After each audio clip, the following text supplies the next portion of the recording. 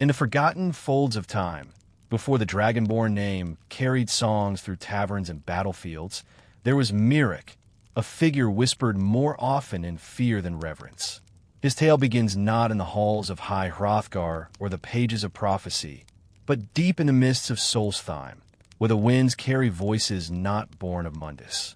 There, in the shadowed corners of Apocrypha and the acid-ink skies of Hermaeus Mora's realm, Miraak's legend festered, tangled in ambition and eldritch knowledge. Miraak was the first of his kind, the first Dragonborn, blessed by Akatosh with the Thursday before the Greybeards ever meditated upon the mountain winds. In an age when dragons ruled as tyrants, Miraak walked a different path. He did not worship them, nor did he serve them. He learned from them. He listened to their speech, watched their cruelty, and quietly plotted their undoing. At first, he appeared a loyal servant of the dragon cult, donning robes of power and chanting oaths in dragon tongue. But even then, Miraak's soul wandered far beyond the reach of mortal law. Deep within himself, he heard a call, not from the divines, nor from the Daedra he had been taught to fear. It was Hermaeus Mora, Daedric prince of knowledge, who reached across the veil of oblivion with writhing tendrils of curiosity. And Miraak answered. As he delved into forbidden tomes and ancient scrolls, Miraak's understanding grew grotesquely vast. The dragons, once his masters, became obsolete to his ambitions.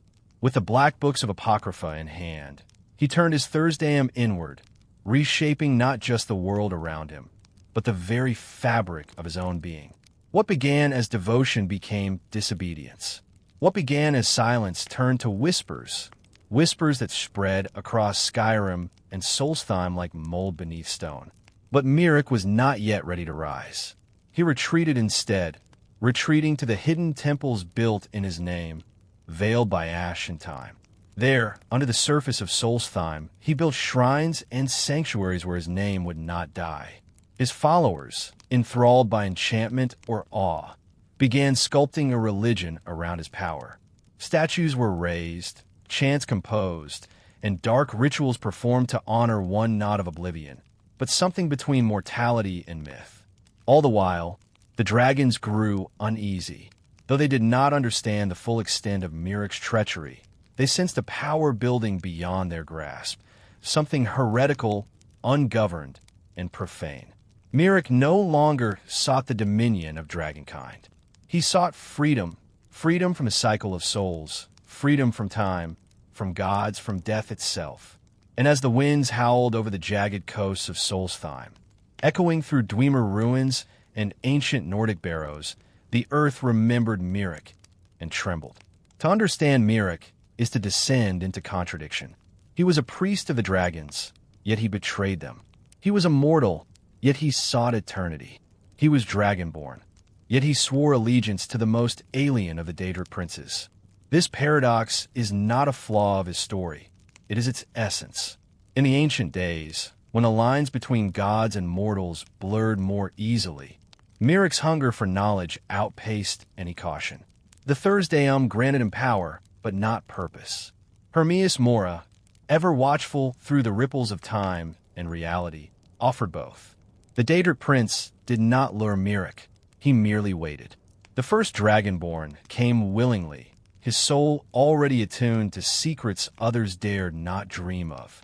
Apocrypha, with its endless halls of writhing ink and whispering tomes, became Miraak's true sanctuary. He did not flinch at its horrors. He embraced them.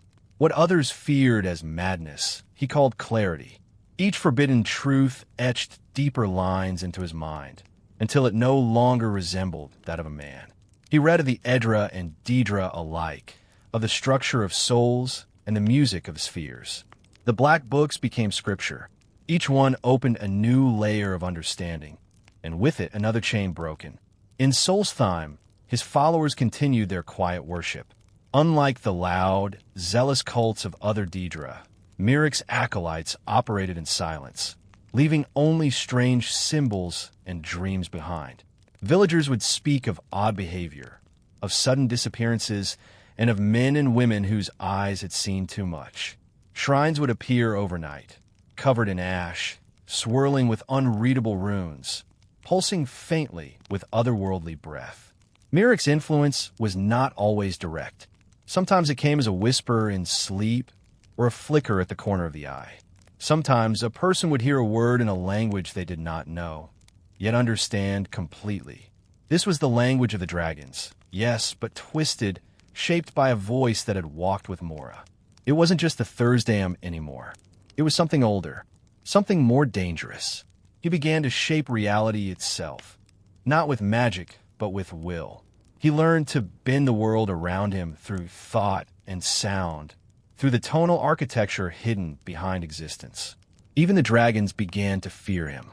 Even the Daedric princes took notice. Not all were pleased.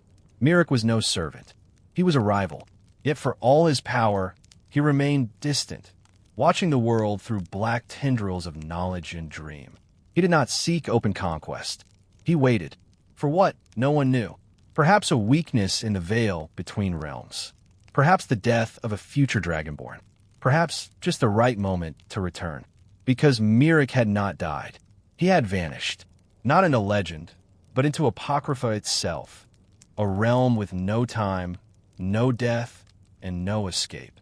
He became a whisper, not a ghost, but a presence. Not a memory, but a storm waiting to form. And so the first chapter of his myth closes, not with an end, but with an echo. An echo of power, of pride, of knowledge twisted beyond mortal purpose. Miraak had learned too much, and he had no intention of unlearning it. In the deepest folds of the Aetherius, beyond the stars that crown the night sky, lies a plane of oblivion unlike any other, a realm of infinite knowledge, eternal mystery, and writhing, ink-black tendrils. This is Apocrypha, the dominion of Hermaeus Mora, the Daedric prince of knowledge and memory. It is here, within this sprawling dimension of forbidden texts and whispered truths, that Miraak first made his fateful pact. At first glance, Apocrypha appears as a labyrinth of endless libraries, vast chambers filled with floating tomes and ancient scrolls bound in skin and sinew. The very air shimmers with secret thoughts, and the ground seems alive, pulsing in time with unread revelations. Few mortals have glimpsed this realm and returned with their minds intact. Yet for Miraak, it was not just a place of terror, but opportunity. Long before the Dragonborn legends were passed through Nordic verse and myth, Miraak served the dragons. He was a priest of high rank in their hierarchy, respected, even feared. But even then, a flicker of defiance smoldered in his heart. He yearned not for service, but for supremacy. When Hermaeus Mora extended his gaze toward the world of mortals, it was Miraak who looked back without fear. Their meeting was not one of chance. Mora, ever curious, sensed the ambition stirring within the dragon priest. In Miraak, he saw not merely a servant, but a vessel, a mortal capable of absorbing forbidden power. And Miraak, in turn, found within Mora's pages the promise of something far greater than dragon-blessed magic, the ability to bend the will of dragons themselves. Thus began the Silent Pact. No oaths were spoken, no blood spilled. Only a mutual understanding between the Prince of Secrets and the mortal who dared to read the unreadable.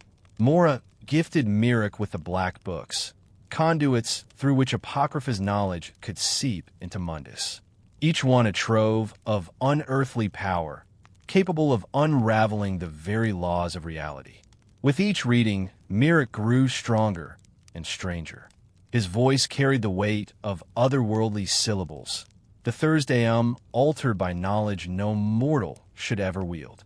His eyes saw beyond time, his thoughts bent by the serpentine logic of Mora's whispers. Even among the other dragon priests, Miraak became an enigma, a figure cloaked in shadow and riddles. The power Hermaeus Mora bestowed did not come without cost. Miraak's was no longer wholly his own.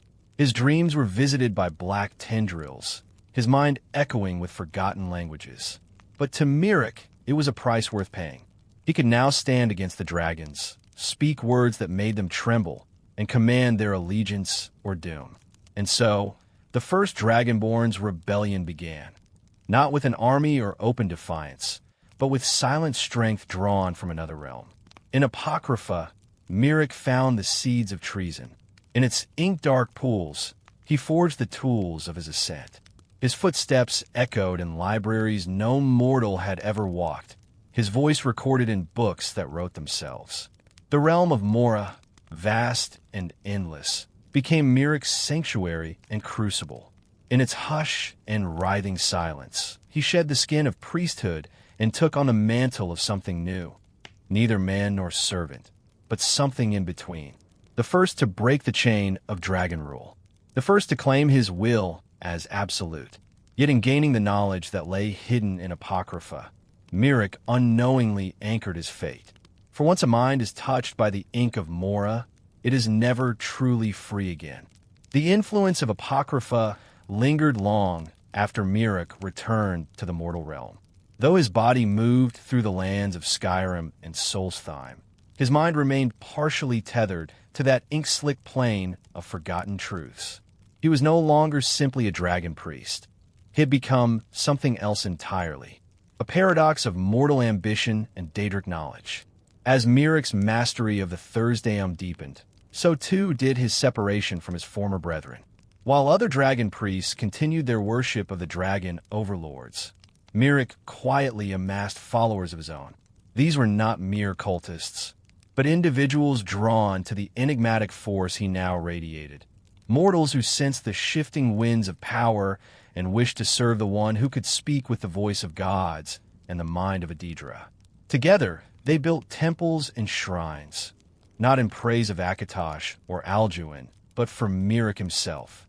These structures bore the intricate marks of Apocrypha's influence, tentacled motifs, whorled stone patterns, and whispering walls etched with unknowable scripts. In secret, they performed rituals derived from Mora's tomes, rites that would be considered blasphemous by the dragon cult or any sane mage of the era. But Miraak's ascendance was not without friction. Whispers of his rebellion reached the ears of dragons and priests alike. To the dragon cult, his defection was an abomination. To the dragons, it was treason, a dragon priest turning against his creators, armed with forbidden knowledge and a voice that could rival their own, posed a threat far greater than any mortal uprising. It was a fracture in the very order of domination they had established. Still, Miraak was not deterred. He believed in his path, believed that his alliance with Hermaeus Mora was a necessary evolution, not a betrayal. Where others served dragons blindly, Miraak sought dominion through understanding. He didn't wish to destroy the dragons, but to surpass them, to command them as equals or subdue them as necessary. This distinction, subtle though it was, made all the difference to him.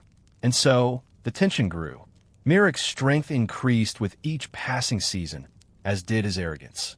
He began using the Bend Will Shout, a powerful Solstheim derived from Mora's black books, to force dragons to serve him. These were no longer pacts or alliances. They were subjugations. Dragons that once soared proudly through Skyrim's skies now bowed in reluctant servitude to a mortal man whose voice could reshape their will. Some dragons resisted, others obeyed, and some disappeared entirely, presumably drawn into the shadows by Miraak's growing influence, or perhaps devoured in his pursuit of absolute control. The balance was tipping. The world trembled not from war or plague, but from the silent battle being waged between old domination and a new, heretical kind. Yet even as Miraak extended his control across Solstheim and into the deeper folds of magic, there remained a question. Was he still entirely himself?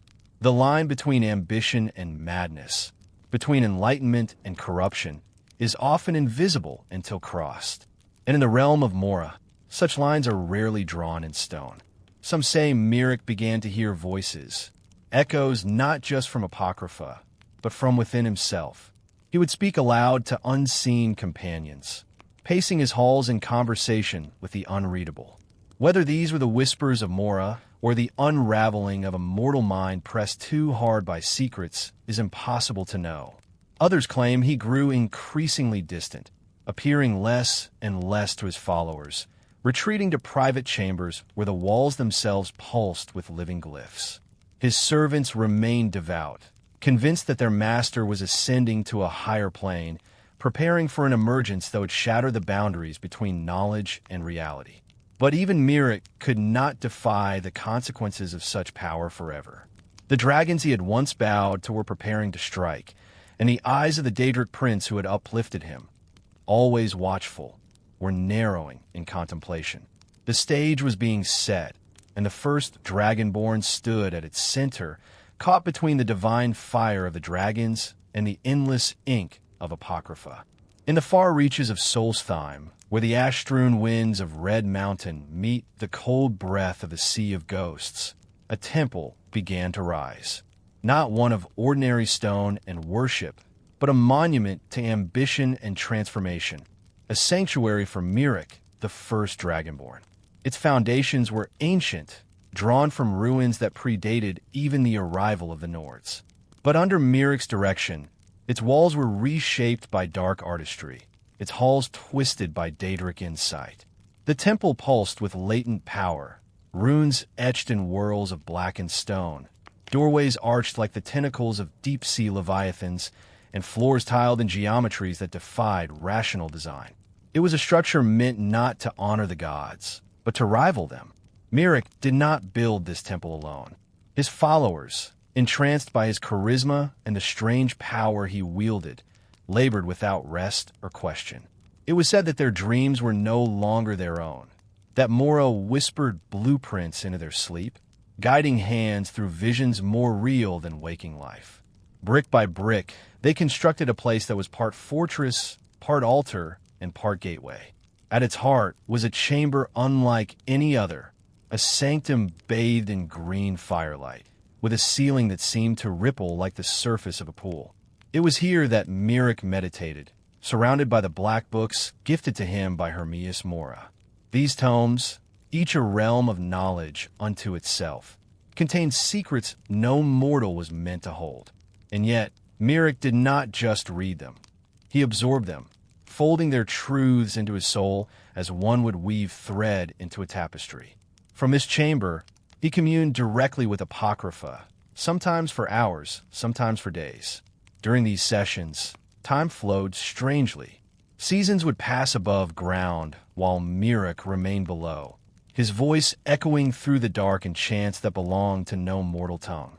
His understanding of the Thursdaim deepened, evolving into something otherworldly, a fusion of mortal will and Daedric intellect. The temple was not merely a monument to Miraak's ego. It served a purpose, a staging ground for domination.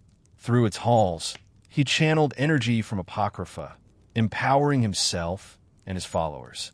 Here, dragons were bent to his will. Here, minds were reshaped. It became both a throne and a laboratory, a nexus where magic, knowledge, and ambition fused in dangerous symmetry. To outsiders, the temple was a place of dread. Animals would not approach it. Even the most hardened warriors felt unease in its presence, their thoughts clouded by unfamiliar memories, their dreams disrupted by images of black tendrils and ever-watching eyes. The land around it warped, not visibly, but subtly, as if reality itself bent around Miraak's growing presence. Despite its isolation, word of the temple spread. Some sought it out, curious to know the truth behind the rumors. Few returned. Those who did spoke in fragmented riddles, haunted and wide-eyed. One claimed that time did not exist within its walls. Another swore that Miraak had spoken directly into his mind, offering truths too vast to bear. Yet to Miraak, all of this was necessary. The temple was not a retreat. It was a weapon, a sanctuary from which he would launch a quiet war. Against the dragons, against the priests, against the very order of Nirn. He was no longer a servant, no longer a subject. He was becoming something more, an entity both feared and worshipped, a bridge between the mortal plane and the boundless, dark intellect of Hermaeus Mora. And the temple? It was merely the beginning. While the temple's physical construction reached completion, Miraak's transformation continued to unfold. Within its shadowed sanctum, amid coils of smoke and secrets, his soul was being reforged, no longer just Dragonborn, no longer just mortal, but something other. From the Black Books, Miraak learned not only secrets of the Solstheim, but also the fundamental architecture of reality. Where others saw the voice as a power of force and command, Miraak began to understand it as language itself. Words that shaped existence, syllables that bent the laws of time and memory. With Mora's guidance, he studied the hidden tongues of oblivion, those spoken not with mouths, but with minds. The more he learned, the more distant he became from what he once was. Miraak's humanity, his ties to mortality, withered like an autumn leaf beneath Apocrypha's withering gaze. He no longer required sustenance in the way others did. His followers said he did not sleep, only sat in deep stillness, his breath slow, his eyes never blinking. They believed he had become more thought than flesh, an echo of will sharpened by knowledge. Even the dragons began to take note. Some grew uneasy, sensing in Miraak not only kinship, but a threat. He could speak their language. Yes, but his mastery had outgrown theirs. Where dragons roared, Miraak whispered, and the world obeyed. In time, some dragons dared to confront him, drawn by both curiosity and pride. They sought to test him, to remind him of the hierarchy of their kind. These encounters did not end well. Miraak would rise from his sanctum, staff in hand, eyes alight with a knowledge older than flame. And with but a few words, he would break them, not with brute force, but with precision, unraveling their flight, silencing their flames, and bending their will to his own. Their bones became part of his temple. Their souls fed his power. The land around the temple darkened, as if a veil had been pulled between Solstheim and the sun. Trees grew twisted. Snow fell less often, and when it did, it seemed to vanish into the black stone rather than settle on it. Wind carried whispers that weren't wind at all, but fragments of thought, fragments of Miraak's growing mind. And the people? They changed. Miraak's followers grew more fanatical, more hollow-eyed. Their speech was slow and deliberate, as if they weighed every word against a forgotten tongue. They spoke of dreams as though they were real, and reality as though it were dream. They no longer referred to Miraak as master or lord. They called him the Becoming. There was one among them, a priest named Veridir, who wrote, "He does not walk, but the temple breathes for him. He does not speak, but the silence echoes his command. To serve him is not worship. It is to shed the illusion of self." Still, Miraak was not satisfied. His gaze remained fixed beyond Nirn, beyond even Apocrypha. He studied the nature of godhood not as something to be granted by the divine, but seized by the mortal. The tribunal had done so through tools and trickery. The Edra through sacrifice. But Miraak sought a third path, a path of absorption, recursion, and pure will. He would ascend not by asking, but by knowing, not by being chosen, but by choosing himself. The temple, though complete, remained in motion. Its very stones seemed to shift subtly from day to day. Passageways appeared where none were before.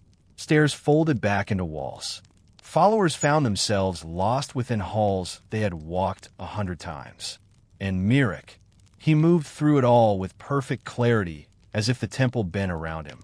Some said it wasn't a structure at all, but a manifestation of his mind, given shape by the knowledge he wielded and the patron he served. And somewhere, deep within its core, a presence stirred, not Miraak's, but Mora's. Watching, waiting, because the path Miraak now walked led not only to power, but to confrontation. The voice was once sacred.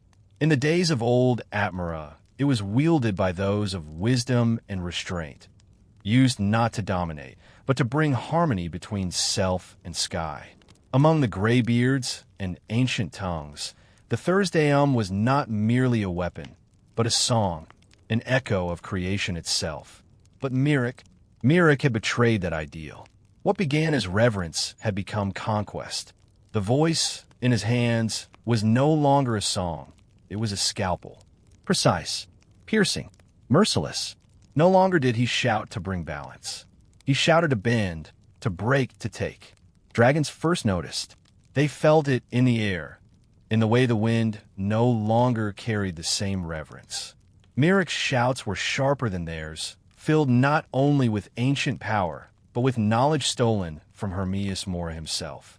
His Thursdaym became unpredictable, layered with syllables not found in any draconic tongue, fused with the murmurings of the Black Books. They feared him, they despised him, and so Alduin, firstborn of Akatosh, grew wary. The other dragon priests, still loyal to their masters, whispered among themselves. Miraak was deviating from their sacred compact. His temple was not one of worship, but of accumulation, of power, of knowledge, of selfhood. He no longer served the dragons. He challenged them. One by one, emissaries were sent, not with swords, but with questions. Yet Miraak's answers were not answers at all. They were riddles wrapped in prophecy. He spoke of a future where dragons were forgotten, where the world had no sky, only knowledge. He asked, what is a dragon without fear? What is a god without worship? What is a voice that does not tremble the world? His silence was louder than his words. The betrayal was not sudden. It unfolded like a shadow crawling across a stone. Subtle at first, then suffocating. Miraak began absorbing dragon souls, not to ascend in a way the graybeards might understand, but to fuel his transformation into something else. Each soul he consumed unraveled another thread of dragonkind's dominion over the world. Their memories became his. Their essence fed his Thursdaym. With every death, he grew more than a man, more than a dragonborn. He was becoming a new truth, a voice unto himself. Among the dragons, dissent rose. Some called for his execution, others for his exile. A few, the boldest, challenged him in combat. None succeeded. The final straw came not from the dragons, but from the world itself. Earthquakes began to rumble beneath Solstheim. Strange auroras shimmered even under clouded skies. Villagers dreamed of black tentacles and endless libraries. Some awoke speaking in foreign tongues, others never awoke at all. Miraak's influence had spilled beyond his temple and into the land. Nature recoiled. The dragons, enraged and desperate, issued a verdict. Miraak must be destroyed. But how does one kill the unkillable? A man fortified by dragons, trained in the voice, and sheltered by a Daedric prince? They gathered not for worship, but for war. And Miraak knew they were coming. The sky cracked as dragons descended, their wings darkening the twilight over Solstheim. Not since the time of Alduin's rise had so many gathered for a single cause, to extinguish one of their own. Or perhaps something worse, someone who had transcended what they were meant to be. Miraak stood alone at the summit of his temple, the stone spires carved with runes not even the dragons could read. Clad in robes inked with the language of Apocrypha and armored with the bones of the slain, he raised no army. He needed none. He was the army. The battle began not with a roar, but a whisper, a word that bent the light itself. Dragons faltered midair, confused by the distortion in the sky. Miraak struck not with fire or frost, but with a voice so sharp it carved through reality. His shout was layered, part Thursdaym, part Daedric incantation, part madness. 3 fell in seconds. Their souls did not dissipate into the ether. They were pulled inward, into Miraak, as if his very being had become a black hole for dragonkind. Each death made him faster, stronger. His eyes no longer reflected the world. They consumed it. But the dragons were relentless. They attacked from every angle, weaving through wind and stone, howling oaths in the old tongue. Miraak's defenses shimmered, a shield not of magic, but of intent, solidified while shaped into armor. Still he bled. Even a god pretender could not stand untouched beneath a storm of wings and fire. And then the sky opened. From a slit in the air, tentacles of ink and smoke poured forth. A spiral of pages circled the battlefield, fluttering with impossible speed. Hermaeus Mora had arrived, not as a savior, but as a reminder. Miraak was not alone in his ambitions. He was tethered, a servant cloaked in the illusion of freedom. The dragons paused, uncertain. This was not a foe they had prepared for. Miraak used the moment. With a shout that echoed across time, he unbound gravity. Dragons plummeted like stones. Mountains cracked. Winds reversed. But power, unchecked, is a burden. Miraak's form flickered. His shouts began to distort. Mora's influence tugged at his mind, twisting his thoughts with verses from books not yet written. For all his mastery, Miraak was still a student, still learning from a god whose nature was endless curiosity. The dragons regrouped. They struck together with a single cry, an ancient shout known only to the eldest among them, taught by Akatosh himself. Miraak fell for a moment. The ground quaked as he knelt. Blood soaked the soil, blood unlike any seen before, shimmering with green and golden shadow. And then he vanished, not in death but in retreat. In a single breath, Miraak was taken, swallowed by Apocrypha, torn from Mundus. One heartbeat he stood in ruin, the next he was gone. The battlefield fell silent. No body, no echo, only a void where a man had defied gods. The dragons left, victorious in name, but hollow in spirit. They had not destroyed Miraak. They had only delayed him. The voice had been betrayed, but also reborn. For deep in the folds of Mora's realm, Miraak remained. Not dead, not dreaming, waiting. The winds of Apocrypha do not blow like those of Mundus. They sigh, endless and circular, looping through ancient tomes and spiraling staircases made of thought. Here, in this place beyond reality, Miraak awakened, not as a prisoner, but as a guest who had overstayed his welcome. He stood upon a platform of polished bone, surrounded by towers that stretched into nothingness. The sky, or what passed for it, was made of parchment and pulsating ink. Stars blinked like eyes, and shadows moved where there should be none. In the realm of Hermaeus Mora, knowledge was not just power, it was substance. Miraak remembered everything. The battle, the dragons, the final scream before he was taken. He also remembered the whisper that echoed afterward, curling around his soul like smoke. You are mine. Hermaeus Mora, Daedric prince of fate and forbidden knowledge, did not roar or command. He suggested, he offered, and Miraak, once proud and unbending, had accepted long ago. Not out of submission, but ambition. The price? Eternity in Apocrypha. He wandered through shifting corridors lined with books that wrote themselves as he passed. His thoughts bled onto the pages. Secrets unfolded in his mind, not learned, but remembered, as though he had always known them. The truth of Mundus, the lies of Edra, the folds of time, the shape of shouts before they were spoken, and most intoxicating of all, the deeper nature of power. Miraak studied. He did not age. There was no time to mark. The passage of eons felt like minutes. Or perhaps the reverse. He practiced shouts that never existed in Nirn, bending the laws of space with syllables so ancient even the dragons had forgotten them. His soul was no longer mortal, nor was it divine. It had become something else, fluid, like the ink that seeped through the pages of the realm around him. And yet, he was never free. Hermaeus Mora watched always, through tendrils that slid across stone, through eyes that blinked from walls, ceilings, and even from within Miraak's own reflection. The prince spoke rarely, but his silence was louder than words. It carried expectation, ownership. In those moments of solitude, Miraak questioned, had he traded one prison for another? Had he escaped the tyranny of dragons only to kneel before a god of paper and ooze? He sought answers within the realm itself. Apocrypha was a maze, but it was also a mirror. Each hall, each tome, each ink-stained spire reflected pieces of Miraak's soul. He began to see himself, not just who he was, but who he might become. He crafted weapons from syllables, armor from memories. He built sanctums in the folds of forgotten lore. With every passage absorbed, his power grew, but so did his uncertainty. What was the end goal? Mastery? Escape?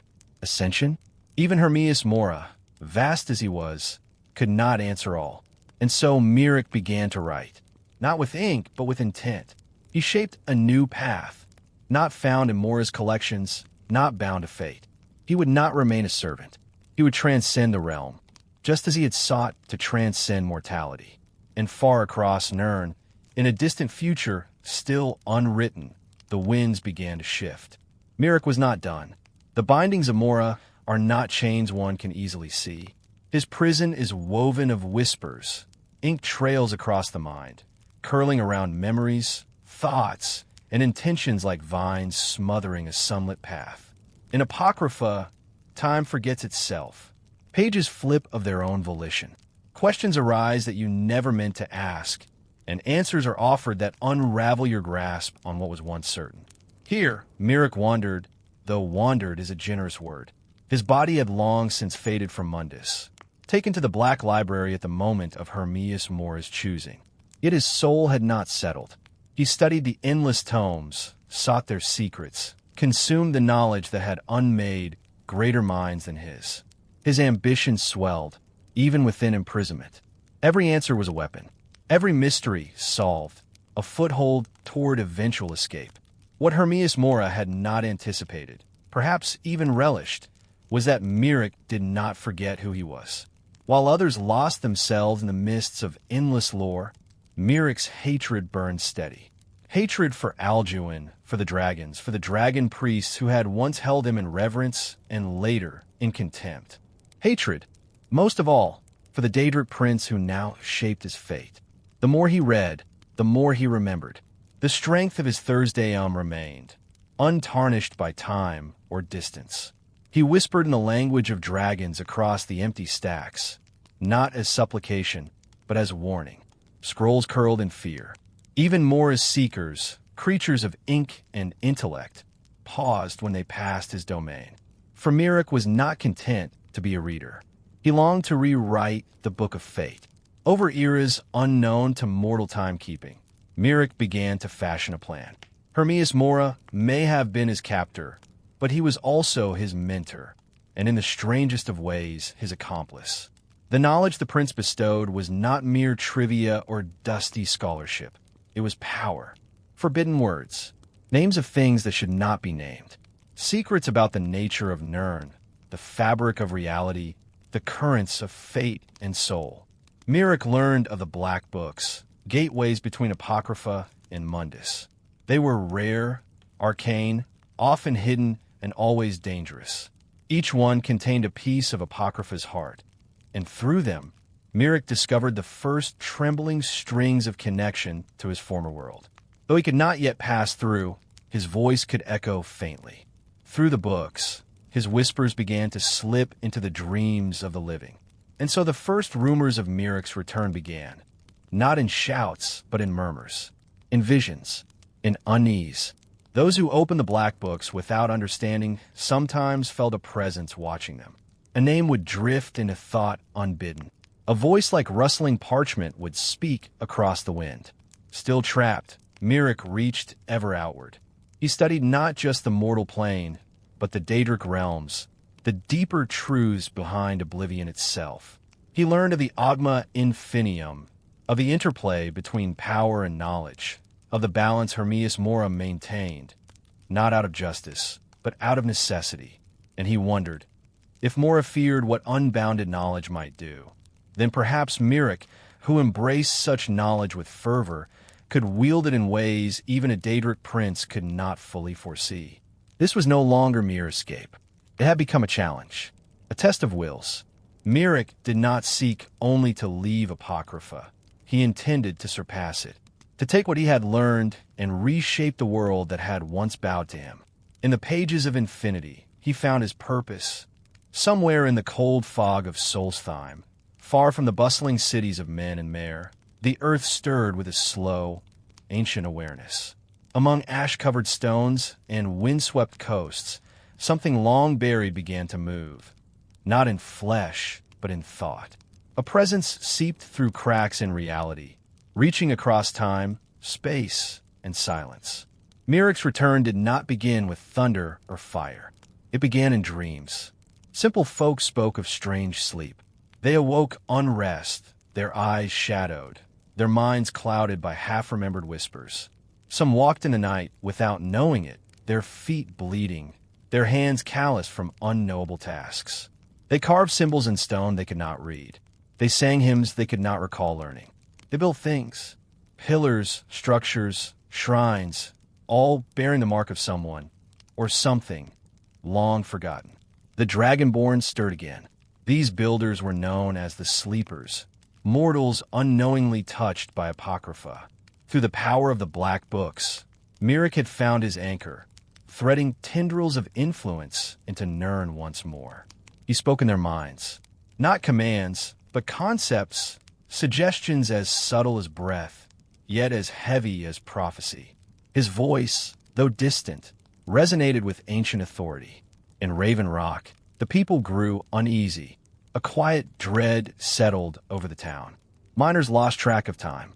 Scribs skittered out from shadowy holes, and the wind itself sometimes hummed in low tones, like a chant in a forgotten tongue. The Skull, attuned to the spiritual balance of Solstheim, felt the change most deeply. Their shamans warned of a presence older than memory and colder than the sea. Miraak's return, they said, was not a rebirth, it was a claiming. And so began the slow corrosion of the veil. The Black Books, once inert and hidden, began to glow with unreadable purpose. When touched, they transported the unprepared directly into the heart of Apocrypha. There, amid shifting stacks and writhing ink, Miraak watched them. Sometimes he let them wander. Sometimes he spoke. For each visitor was a possible tool, a tether, a link in the ever-strengthening bridge between himself and the mortal plane. He grew stronger with every mind touched. He siphoned strength through the minds of the Sleepers, through their worship and confusion. His knowledge, already vast, now became a weapon reforged. He remembered the world not as it was, but as he would make it. In dreams, he no longer merely whispered. He commanded. When dragons began to fall once more from the sky, some did not return to Akatosh. Their souls, it seemed, were not vanishing into the ether, but being consumed, devoured by a will that stood apart from the World Eater's cycle. The Last Dragonborn, unnamed and unknown at this moment, felt a tremor in the web of fate. For Miraak had learned to consume as the Dova did, but with a mind sharpened by centuries of learning and obsession. He had once been first among them, not just by time, but by strength. And now he fed, not just on dragons, but on fear, confusion, and the desperation of those who unknowingly served him. Each soul devoured added to his form. Each shrine raised in sleep drew his essence more clearly into the world. He was not yet fully free, not yet whole, but the boundary had thinned. And somewhere in the ash and ice of Solstheim, a wind shifted. A voice whispered on it. Not a shout, not yet, but a promise. Miraak was coming back. It was inevitable that two Dragonborn would collide. One, the Last Dragonborn, chosen by the currents of prophecy, forged by the world's need for a hero. The other, Miraak, self-chosen, self-made, and deeply embittered by the path he once walked and abandoned. Their meeting was not a sudden clash, but a slow, looming convergence written into the threads of fate. Each encounter between them, whether direct or distant, rippled through the world like an echo across deep caverns. The Black Books served as the threshold. When the Last Dragonborn first touched them, they were thrust into Apocrypha, and their Miraak awaited. More presence than person, more shadow than man. With folded arms and unreadable eyes, he greeted this intruder not with rage, but with cold condescension. So, another seeks knowledge? Foolish. You are but a pawn of fate. I was the first. You are nothing but the last echo. From that first meeting, it became clear Miraak did not seek allies. He sought supremacy. And yet, the Last Dragonborn endured. They returned to Apocrypha again and again, enduring its shifting geometry, avoiding the grasping tentacles of Hermaeus Mora's endless curiosity. They walked the spiraling corridors of forbidden knowledge, retrieving truths meant to be forgotten, reading the unreadable, and building the strength to challenge one who had long dwelled in the realm of forbidden knowing. As each book was opened, each secret absorbed, The Dragonborn's voice grew clearer, louder. Shouts once foreign now became fluent. Power settled into their soul like gravity, deepening its pull. They too began to devour dragons, and in so doing grew closer to Miraak in power and spirit. But Miraak watched with disdain. His contempt grew sharper. He began to intervene, ripping the Dragonborn from Apocrypha mid-reading, declaring that this was his domain, his destiny, his right. Each time he spoke, his voice grew more forceful, his image more solid. You steal what is mine. You trespass in my shadow. But know this, I am not bound by your world's rules. The clash was not merely of strength, but of identity. Two Dragonborn, one shaped by the will of gods, the other by the rejection of them. One forged in the crucible of conflict and service, the other hardened by solitude and bitter rebellion. Solstheim became their battlefield in waiting. Its stones whispered with old magic. Shrines crumbled or awakened. Creatures stirred in burrows long sealed. The skull foretold a coming storm. They could feel it in the silence, in the shift of wind, in the unnatural pull of the moon on the tides. Yet even as power grew in both, it was Hermaeus Mora who observed the deepest truths. For the Daedric Prince of Knowledge saw not just two rivals, but two outcomes. He, too, had a stake in the struggle. Miraak had served him once. Now he was a threat.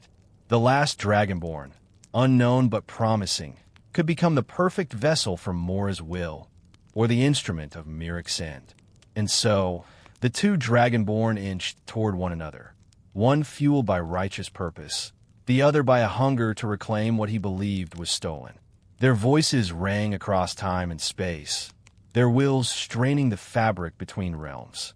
Each moment brought them closer to that final, fateful confrontation. And in Apocrypha, the pages turned faster.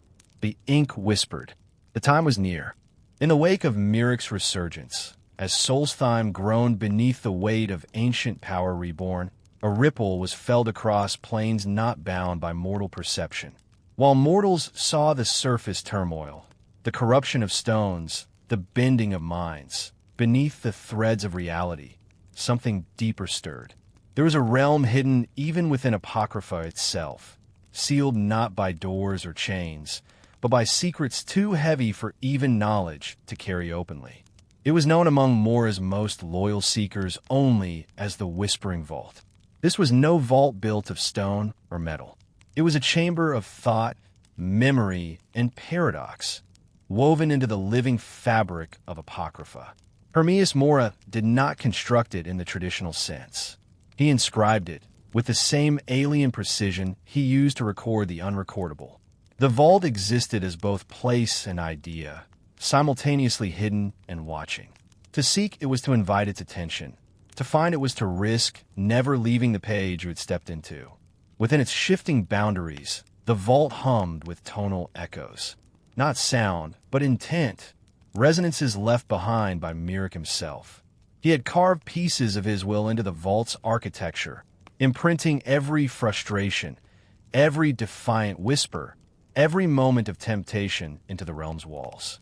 The vault became a mirror to his unraveling, from dragon priest to rebel, from seeker of power to wielder of forbidden knowledge.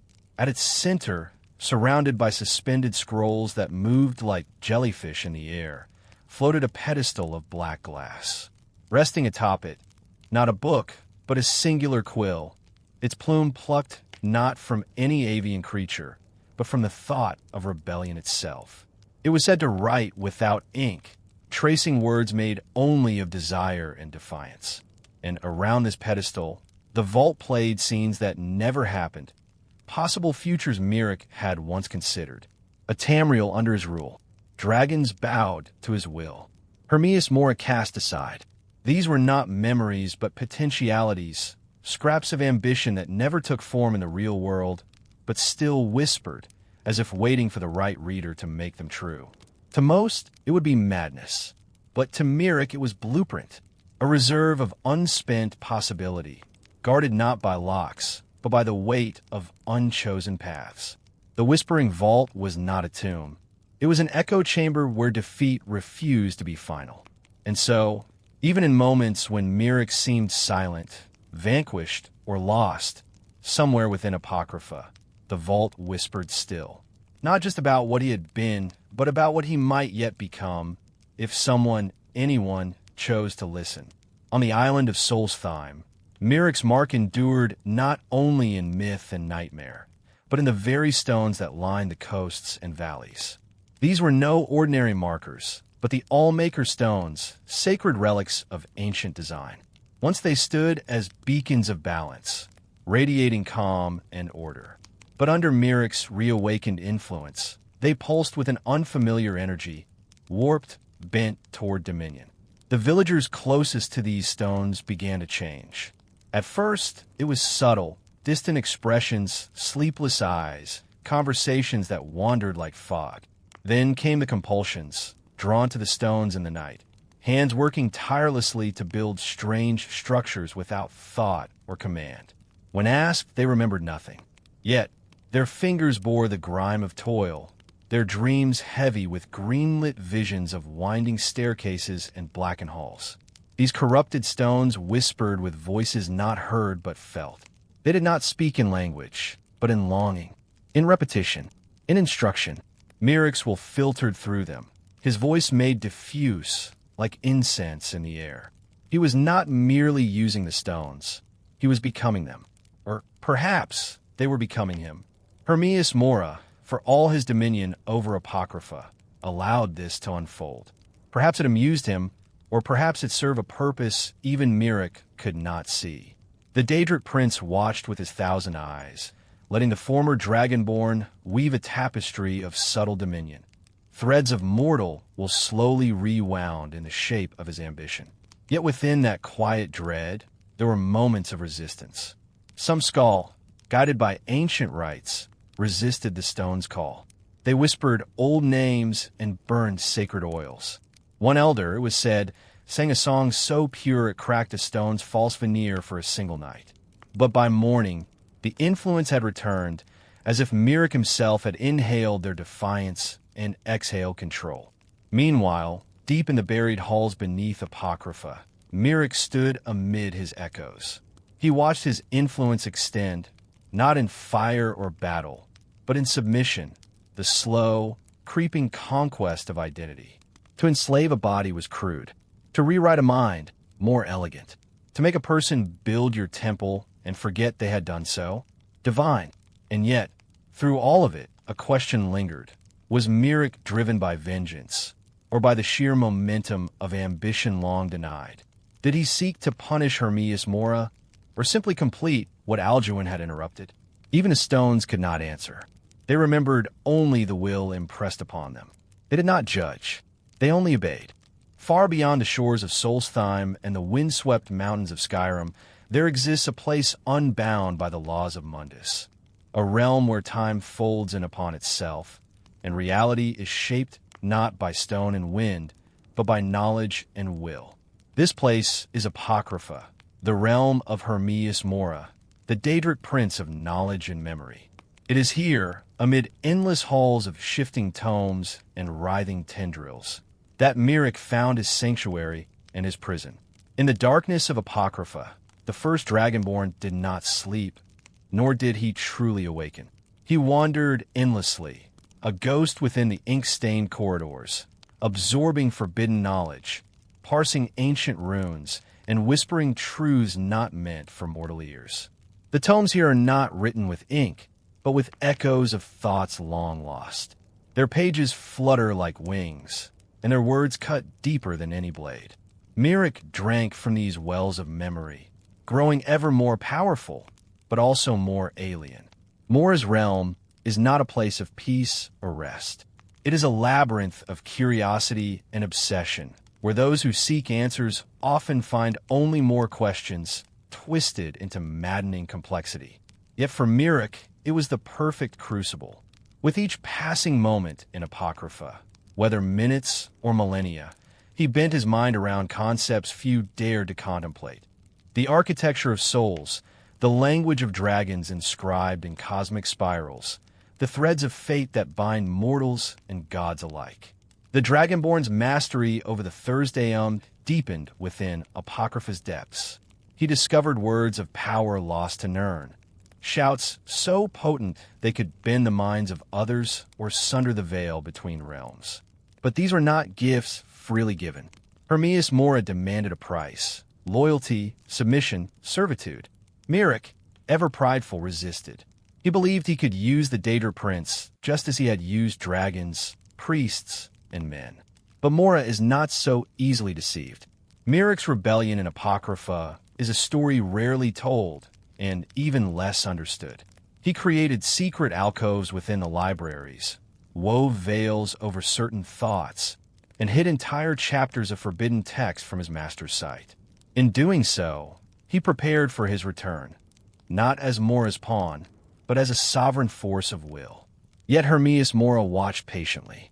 For all his cunning, Miraak was still mortal, and his ambition, like all mortal things, made him predictable. The knowledge Miraak gathered began to change him, not in body, though that too was altered, but in essence. His soul no longer sang the same song it once had. The rhythm of Akatosh was replaced with the susurrus of ink on parchment, the hiss of ancient secrets spoken in dead tongues. He became less a dragonborn and more an embodiment of forgotten power, a creature caught between prophecy and madness. From Apocrypha, Miraak reached out with whispers, dreams, and illusions. He sent his will crawling across the veil and into the minds of mortals. On Solstheim, strange phenomena began to stir. Black books surfaced, glowing with arcane energy, their presence tied to Miraak's growing influence. His cultists awakened, drawn by dream and vision to serve their hidden master. Temples long buried began to pulse with ancient life. The tide was beginning to turn, and still, Miraak wandered Apocrypha's endless stacks, ever hungering, ever learning. He was not content to return merely as a conqueror.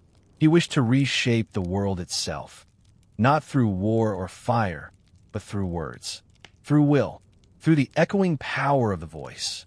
His return would not be announced with trumpet or banner, but with a whisper, a word, a name spoken by those who no longer knew why they said it.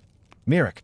Across the ash-choked coasts of Solstheim, there came a murmur, a faint stirring in the minds of the people, like a breeze whispering through the corridors of thought. Men and Mare awoke from strange dreams, their tongues tasting unfamiliar syllables. They began to speak a name they did not know, Miraak, and could not explain why they spoke it. Temples rose where none had stood for centuries. Stones rearranged themselves. Workers and travelers found their bodies moving with purpose they could not comprehend. And always the name echoed. Miraak. The black books, strange artifacts of unknowable age, surfaced across the island, humming with unreadable power. Each one a portal, a bridge between realms, a wound in the fabric of reality that pulsed with Hermaeus Mora's influence. To read a black book was to risk the self. Minds fractured, personalities twisted, and knowledge entered like a thorn in the soul. And yet, mortals could not help but read. Curiosity and compulsion drew them like moths to a void-born flame. Within these books, Miraak had etched his voice, his story, his power. Each word read aloud in Apocrypha's tongue gave him strength. Through the minds of readers, he clawed his way back into the waking world. Not fully, not yet, but he was no longer silent, no longer forgotten. He wove his will into the foundations of the temples, into the stone itself. Mortals began to build in his name, erecting monuments with hands they could not control. Hermaeus Mora watched this with neither joy nor outrage. The Prince of Knowledge values curiosity above all things, and Miraak was a curiosity indeed. A mortal who had tasted divine servitude, rebelled, and returned with the ambition to shape fate itself. Mora understood that sometimes the truest knowledge comes from watching what happens when a mortal believes they know more than a god. Miraak's return was slow, patient, and deliberate. He did not march with armies or proclaim dominion. He whispered. He dreamed. He waited. Cultists spread his gospel not through force, but through suggestion, inviting others to read, to see, to awaken. They dug into ancient barrows, unearthed dragon priests long entombed, and called on the bones of dragons for sacrifice. The old words were spoken again. The old magic stirred. And then the dragons began to die.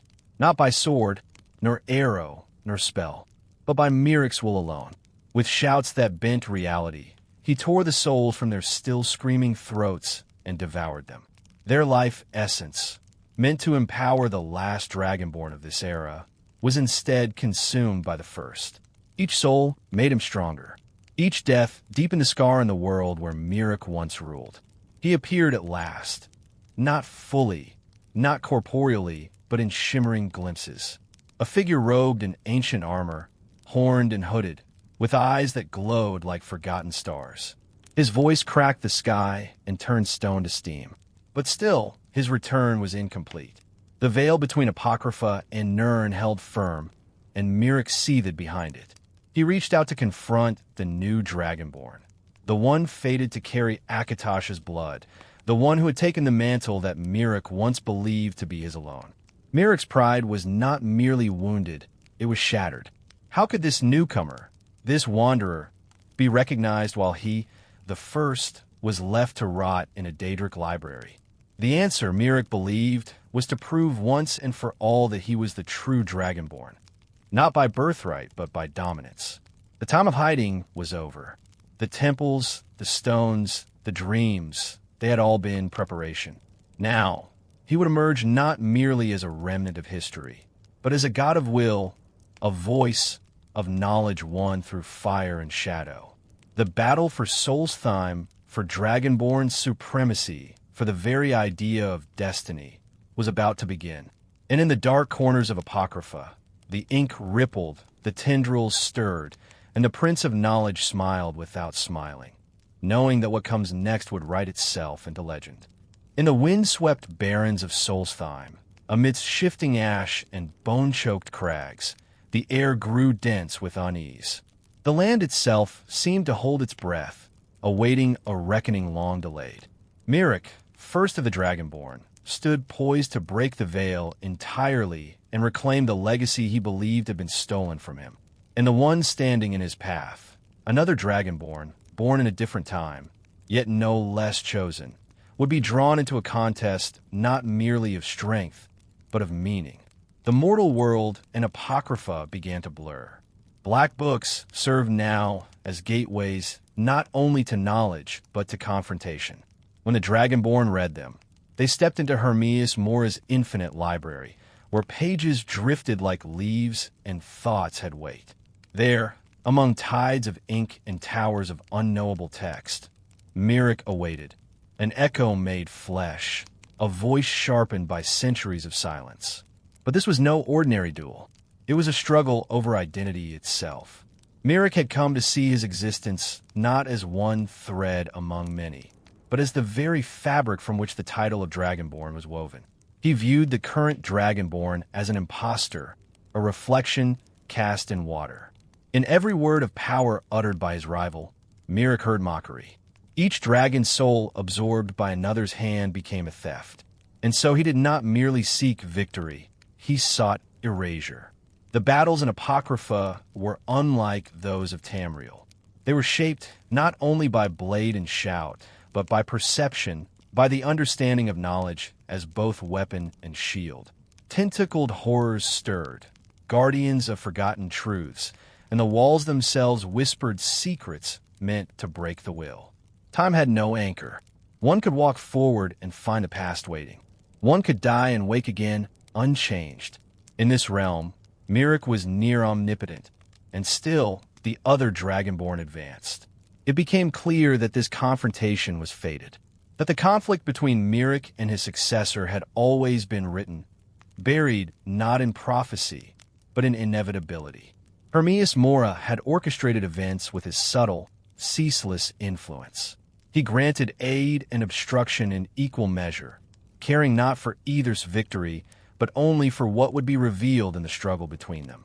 With each black book reclaimed, with each word of power mastered, the mortal Dragonborn grew closer to matching Miraak's strength. The island trembled.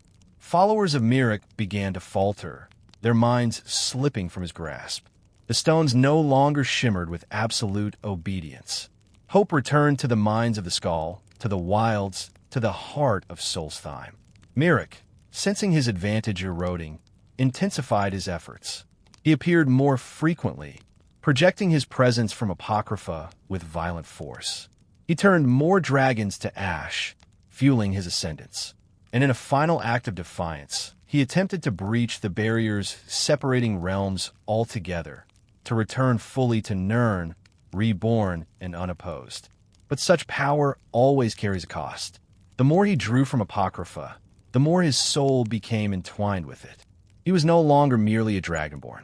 He was a creature shaped by Mora's domain, a weapon of will, yes, but one trapped within the ink and whispers of his master's world. The Dragonborn entered the Black Realm one final time. The sky that did not move. The air was thick with unspoken truths. And in the center of an endless library stood Miraak, cloaked, armored, radiating the voice like a storm given form. There, the final confrontation began. Not in shouts alone, but in what those shouts represented. Faith, defiance, legacy. The echo met the voice. The first met the last. And the scrolls turned a new page. The confrontation in Apocrypha, echoing through an eternal sea of ink and shadow, unfolded with a stillness that belied its cosmic gravity. Miraak, the first Dragonborn, once priest, then rebel, then forgotten exile, stood poised in the eye of an ancient storm. He had waited for this moment longer than time could reasonably hold. His mind sharpened and stretched across centuries. And now, as he faced the new Dragonborn, he saw not merely a rival, but the embodiment of what he believed should have been his eternal destiny. They clashed not just in form, but in essence. Miraak's Thursdayum rang out like jagged stone tearing through glass. Words so honed by repetition that they fractured reality. Yet the other Dragonborn answered, with power newly gained, but no less resolute. Their shouts collided in the air, creating tremors that shook the ink-black towers of Apocrypha and drew the watching gaze of Hermaeus Mora ever closer. Miraak unleashed all that he had learned, summoning dragons with a command, bending them to his will with cruel precision. He struck with tendrils of forgotten power, with shards of knowledge that could fray a mortal soul. And still, his adversary endured, weathering the onslaught not with raw fury, but with an unyielding clarity. The two circled each other like myths made manifest, each moment escalating the tale that would one day be whispered by scholars and seers alike. As their duel stretched on, Miraak began to falter, not from exhaustion, for such things mattered little in Apocrypha, but from doubt. Somewhere in the battle, he glimpsed not just the strength of his opponent, but the purpose. This new Dragonborn did not seek dominion or escape.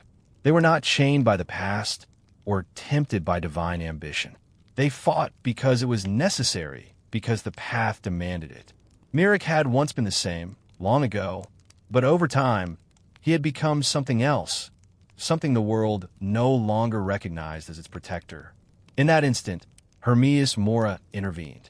The Daedric prince had watched patiently, as he always did, eyes uncountable, motives unfathomable. He had granted Miraak power, freedom, and false hope. But now, with the final outcome near, Mora had no further use for his unruly servant. When it became clear that Miraak might be defeated, and worse, defiant, Mora acted with surgical certainty. With a voice that existed beneath sound, Mora pierced the space between thoughts. He reached into Miraak's essence and unraveled it. Tendrils lashed out from the void, ensnaring the first Dragonborn. Miraak fought them, screamed words of power that once commanded dragons. But he was no longer feared. His will stretched too thin, cracked. Mora impaled him, not with blade or shout, but with the indifference of a god who no longer found value in his pawn. The first Dragonborn was consumed. In his place, silence. Not the peaceful kind, but the kind that echoes eternally in vast, empty spaces. The Daedric prince had claimed his due. The price of forbidden knowledge had come, full circle. The Dragonborn stood alone, triumphant yet uncelebrated.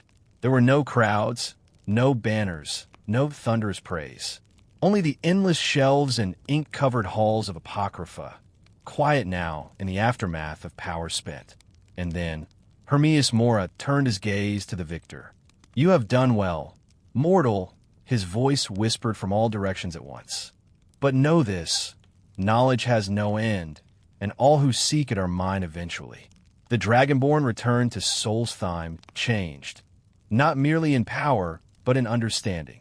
They had faced not just Miraak, but the reflection of ambition unchecked. They had seen what lies at the end of power for its own sake. And more than that, they had survived a realm that devours even the strongest wills. Miraak, the first Dragonborn, became legend once more, spoken of in hushed tones, his fate a warning to those who would bargain with gods of ink and thought. And the new Dragonborn walked forward into the world, silent, weary, and wise. After the fall of Miraak and the silent retreat from Apocrypha's boundless libraries, a strange stillness settled over the world. Not one born of absence, but of understanding. The kind of silence that only follows great change, not in the land or the sky, but in the soul. The Dragonborn returned from the inky halls of forbidden knowledge bearing not just new strength, but questions too vast for easy answers. And with them came a deeper sense of purpose, one Miraak had lost long ago. In every age of Tamriel, those who wield great power must choose. Will they bend that power toward dominance, as Miraak had done?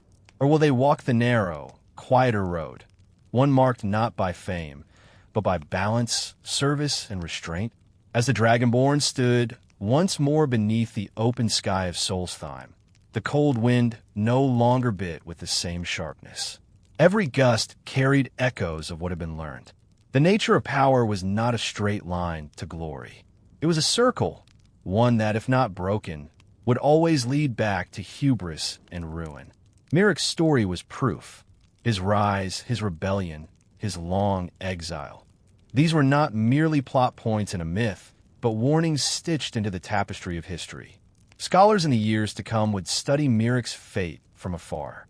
They would write treatises and scrolls, speculate on his pact with Hermaeus Mora, and debate the merits of his vision.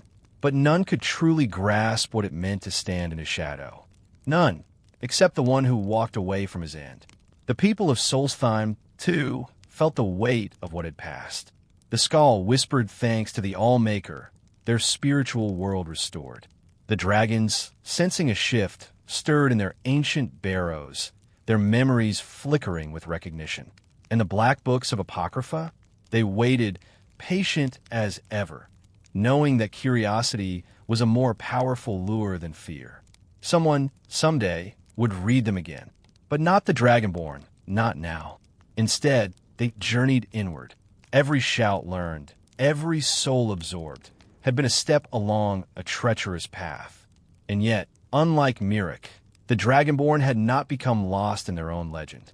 They had not sought a throne, nor worship, nor a kingdom carved by fire. Instead, they had remained grounded, fighting not for dominion, but for the fragile balance that binds Nirn together. In this way, the tale of Miraak was not just one of warning, but of contrast. Where he sought to escape mortality, the Dragonborn embraced it. Where Miraak rejected the world, the Dragonborn defended it. The two were echoes of one another, distorted by the choices they made. One consumed by ambition, the other tempered by purpose. And yet, even in failure, Miraak had offered something of value, a mirror, a vision of what the Dragonborn might become, should they lose their way. Power, when held without reflection, becomes hunger, but power, wielded with humility, becomes harmony. It is this lesson that the Dragonborn carried forward, not etched in stone or shouted from mountaintops, but held quietly in their steps, in every village they saved, in every ruin they passed without plundering, in every enemy they spared. Tamriel would not remember every deed. History rarely does. But somewhere in the spaces between legend and silence, Miraak's fall would remain etched, not as a tale of victory, but as a question. What becomes of the first when the last chooses differently? And in that question lies the final echo of purpose. The winds of Solstheim howled softly in the dark, carrying no words, only the memory of what had come to pass. Miraak was gone, swallowed by the will of Hermaeus Mora and the turning gears of fate.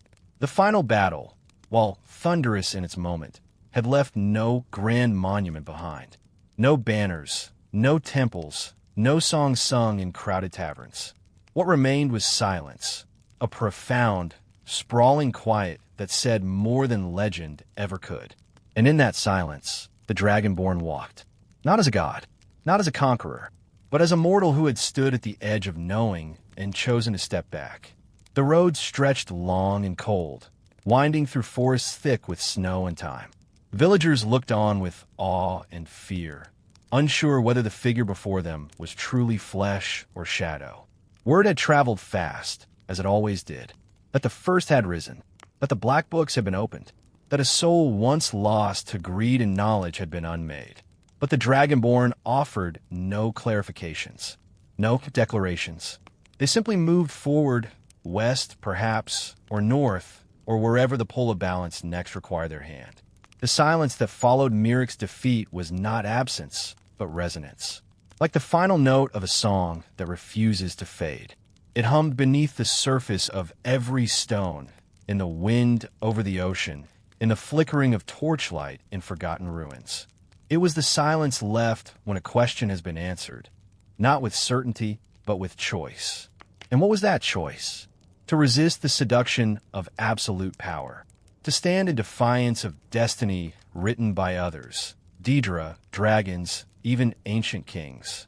To forge a path where knowledge was tempered with wisdom, where strength served rather than ruled, where legacy meant something more than fear carved into stone.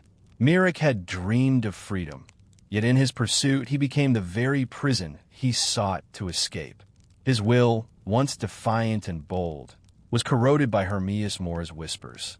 His soul, once mortal and curious, had hardened into something brittle, hollowed by centuries of solitude and arrogance. He had not been free in Apocrypha. He had been caged in his own ambition. And when the Dragonborn faced him, they did not offer vengeance. They offered clarity. That power without restraint becomes a curse. That immortality without meaning is a burden too heavy for any soul. The last echoes of Miraak's presence slowly unraveled. The dragons no longer whispered his name in fear. The waters of Solstheim no longer rippled with his influence. The black books, though still resting in hidden corners of the world, dimmed ever so slightly, as if even Hermaeus Mora himself had blinked in momentary retreat.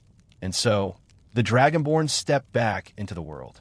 The stars above Nirn spun on, unmoved by the fates of gods or mortals. But somewhere in the constellations, a space had shifted. Not visibly, not loudly. Just enough to mark that something had changed. A path once broken had been walked again, this time with care. In the end, Miraak was not forgotten. His story would be studied, whispered, and perhaps feared. But it would also serve as a compass for those who found themselves wielding power and wondering what to do with it. His tale would remind them that to be the first does not make one the greatest. It is the choices made after that shape the world. As the wind rose once more over the darkened peaks, the Dragonborn looked toward the horizon, not seeking conquest, but understanding. And in their stillness, in their quiet acceptance of what had been and what must come, they honored the silence. Not with fear, but with peace.